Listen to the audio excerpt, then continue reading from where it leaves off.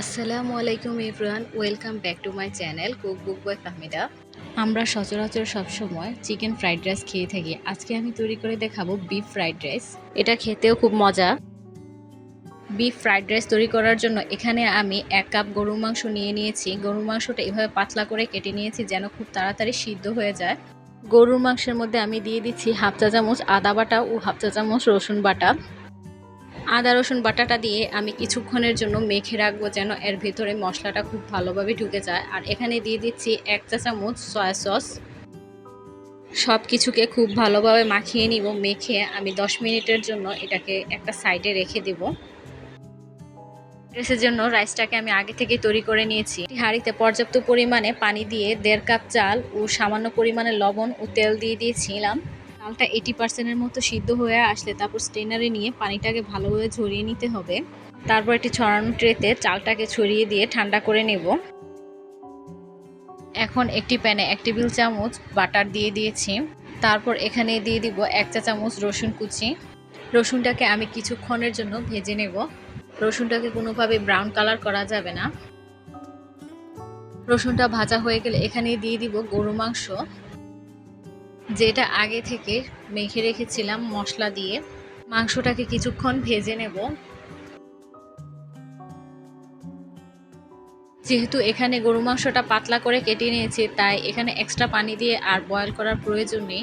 আমি এটাকে ঢাকনা দিয়ে ঢেকে দেবো আর এটার গা থেকে কিছুটা পানি উঠবে আর এটাও বয়েল হয়ে যাবে। 10 থেকে 15 মিনিটের মতো আমি মাংসটাকে ঢাকনা দিয়ে ঢেকে রাখবো। এর মধ্যে মাংসটাও অনেকটাই সিদ্ধ হয়ে আসবে। 10-15 মিনিট পর ঢাকনাটা খুলে ফেলবো। এখন একে একে সব সবজিগুলো আমি দিয়ে ভেজে নেব। প্রথমে এখানে দিয়ে দিচ্ছি হাফ কাপ গাজর কুচি। এখন দিয়ে দিচ্ছি হাফ কাপ ক্যাপসিকাম কুচি। এখানে 2 রকমের আমি ক্যাপসিকাম ব্যবহার করছি। এখানে হাফ কাপ বরবটি কুচি ও 2টি কাঁচামরিচ কুচিও একসাথে দিয়ে দিয়েছি। এখন সব কিছুকে খুব ভালোভাবে ভেজে নেব। তবে এক্ষেত্রে চুলার আঁচটাকে হাই হিটে রাখতে হবে। এখন 2 টেবিল চামচ পেঁয়াজ কুচিও দিয়ে দিয়েছি। পেঁয়াজ কুচি দিয়ে আবারও সব কিছুকে খুব ভালোভাবে ভেজে নেব।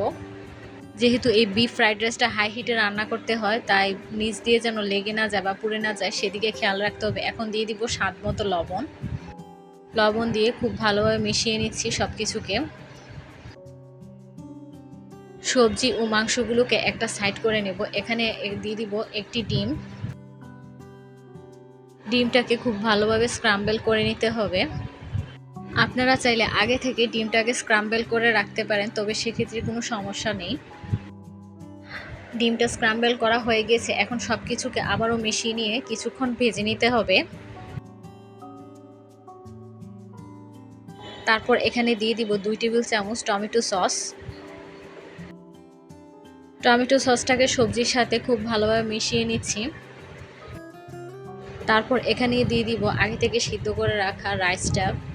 এই রাইসটা কিভাবে তৈরি করতে হয়, চিকেন ফ্রাইড রাইসের রেসিপিটা আমার চ্যানেলে দেওয়া আছে, নিচে ডেসক্রিপশন বক্সে আমি লিংক দিয়ে দিব। এখন দিয়ে দিচ্ছি 2 টেবিল চামচ সয়া সস। সব কিছুকে খুব ভালোভাবে মিশিয়ে নিব আর কিছুক্ষণের জন্য ভেজে নেব। মেশানো হয়ে গেলে বিফ ফ্রাইড রাইস তৈরি।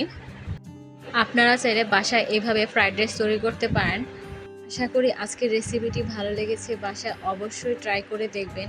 আমার চ্যানেলটিতে সাবস্ক্রাইব করে পাশে থাকুন নিত্য নতুন ভিডিও পাওয়ার জন্য। আজকের জন্য এখানেই বিদায় নিচ্ছি। আল্লাহ হাফেজ।